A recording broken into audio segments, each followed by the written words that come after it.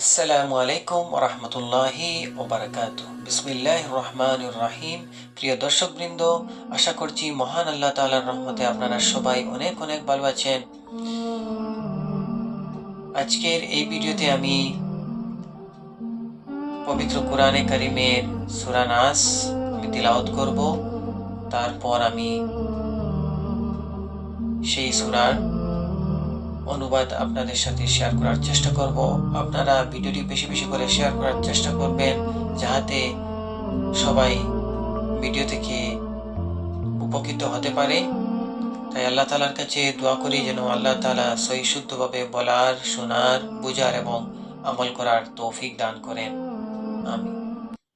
বিসমিল্লাহির রহমানির রহিম। কুল আউযু বিরাব্বিন নাস।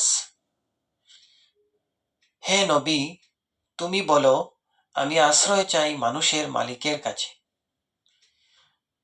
মালিকিন নাস, আমি আশ্রয় চাই মানুষের বাদশাহের কাছে। ইলাহিন নাস, আমি আশ্রয় চাই মানুষের মাবুদের কাছে। মিন শাররিল ওয়াসওয়াসিল খান্নাস, আমি আশ্রয় চাই কুমন্ত্রণা দানকারীর অনিষ্ট থেকে, যে প্ররোচনা দিয়ে গা ঢাকা দেয়। আল্লাযী ইউওয়াসওয়িসু ফী সুদুরিন নাস, যে মানুষের অন্তরসমূহে কুমন্ত্রণা দেয়। মিনাল জিন্নাতি ওয়ান নাস,